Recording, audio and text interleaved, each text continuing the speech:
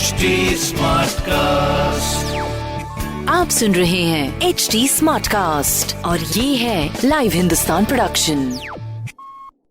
आपका हमारे पॉडकास्ट में स्वागत है। इस पॉडकास्ट में हम जानेंगे सेक्स से संबंधित सभी जानकारियाँ, चाहे वो सेक्सुअल हेल्थ हो, हाइजीन टिप्स हो, रिलेशनशिप हो या उससे जुड़ी कोई भी समस्या। तो आइए लेट्स टॉक खुलकर।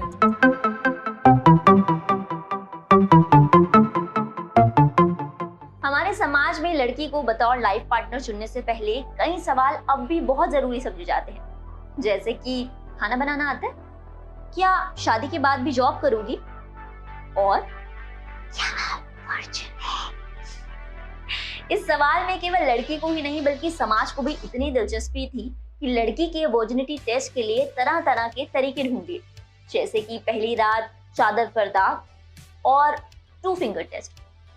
पर क्या इन तरीकों से वाकई पता चल पाता है कि लड़की वर्जिन है या नहीं?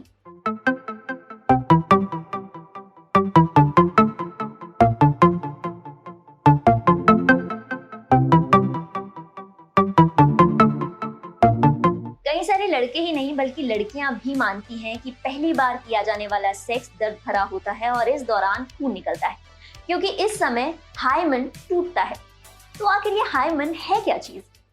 हाइमन कुछ और नहीं, एक म्यूकस मेम्ब्रेन यानी झिल्ली है जो वजाइना की शुरुआत में होती है। ये किसी स्क्रंची की तरह दिखता है। इलास्टिक टिश्यू होने के कारण ये अपने आप स्ट्रेच और एडजस्ट हो सकता है। इसके बीच नेचुरली एक छेद होता है। हाइमन को लाबिया को बाहर की ओर मोड़कर देखा जा सकता है। और जैसे हर लड़की अलग होती है, वैसे ही हर लड़की का हाइमन भी अलग हो सकता है। किसी लड़की के हाइमन की झिल्ली पतली होती है तो किसी की मोटी। किसी के हाइमन में एक बड़ा छेद होता है तो किसी में छोटे छोटे कई सारे छेद हो सकते हैं। ऐसा भी हो सकता है कि किसी लड़की का जन्म से ही हाइमन ना हो, या फिर वो खेल कूद, साइकिलिंग या फिर दूसरी फिजिकल एक्टिविटीज से स्ट्रेच हो सकता है, या फिर इसकी बनावट में भी बदलाव आ सकता है। कुछ लोगों को लगता है कि हाइमन एक दीवार की तरह है जिसके अंदर वजाइना सील रहती है और सेक्स करने से ये टूट जाता है। This is utter nonsense. ऐसा कुछ नहीं होता। कुछ लोगों का ये सोचना है कि हाइमन एक प्रकार की दीवार है जो वजाइना को कवर करती है और सेक्स के समय टूट जाती है। इनफैक्ट हाइमन का वर्जिनिटी से कोई संबंध नहीं है। ये एक प्रकार की मानसिकता है जो लोग सदियों से फॉलो कर रहे हैं। आप इसे समझिए, इंटरकॉर्स भी वजाइना के रास्ते से ही किया जाता है और पीरियड्स के दौरान निकलने वाला खून भी इसी रास्ते से बाहर आता है। और अगर किसी लड़की का हाइमन पूरी तरीके से बंद है, सील्ड है, तो पीरियड्स का खून कहाँ से आएगा? बहुत कम लड़कियां ऐसी होती हैं जिनका हाइमन पूरी तरह से इंटैक्ट यानी बंद होता है, और ये भी कोई अच्छे संकेत नहीं है। इसे इम्परफोरेट हाइमन कहा जाता है और डॉक्टर्स को सर्जरी के माध्यम से ऐसे केसेस में हाइमन में जगह बनानी पड़ती है ताकि पीरियड्स में दिक्कत ना आए। और एक बात, खून हाइमन के टूटने से नहीं बल्कि गलत तरह से सेक्स करने की वजह से निकलता है। इसका सीधा सीधा मतलब यह है कि आप अपने पार्टनर को चोट पहुंचा रहे हैं। खून निकलने की कई सारी वजह हो सकती है, जब आपकी पार्टनर कंफर्टेबल ना हो, उन्हें वैजिनिस्मस हो जिसके बारे में हम एपिसोड 2 में बात कर चुके हैं, या फिर उनकी वजाइना पूरी तरह से ड्राई हो। लेकिन क्योंकि इन पर खुलकर बात नहीं की जाती, इसका सीधा सीधा फायदा मिलता है मार्केट को, जो आपको ऐसे प्रोडक्ट्स परोसता है जो दावा करते हैं कि उनके यूज से आपका हाइमन फिर से रिस्टोर किया जा सकता है। ये प्रोडक्ट्स आपकी जेब के लिए नहीं बल्कि आपके प्राइवेट पार्ट्स के लिए भी बहुत नुकसानदेह हो सकते हैं। प्राइवेट पार्ट यानी वल्वा में कई सारी नर्व्स एक साथ आकर मिलती हैं और यही वजह है कि यहाँ पर खुजली, जलन और दूसरी सेंसिटिविटी ज़्यादा बढ़कर महसूस होती है।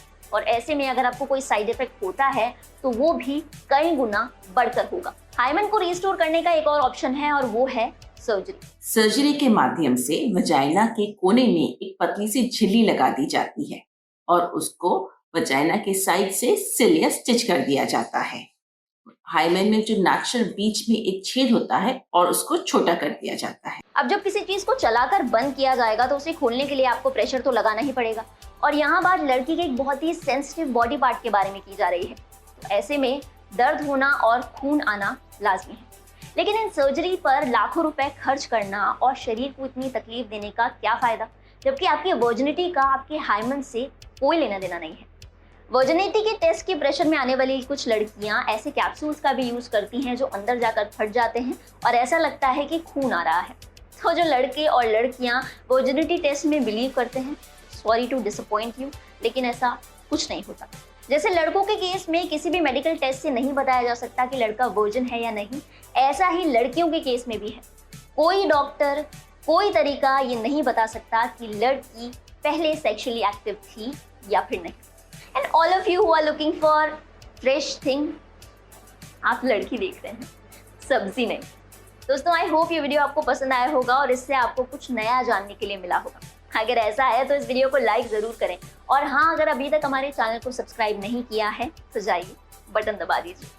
सेक्सुअल अवेयरनेस को बढ़ाने के लिए इस वीडियो को ज़्यादा से ज़्यादा शेयर करें, प्राइवेटली ही सही लेकिन शेयर करें। मैं हूँ प्रीति और अगले हफ्ते आपसे फिर होगी मुलाकात एक नए टॉपिक के साथ। तब तक के लिए अपना ख्याल रखिए।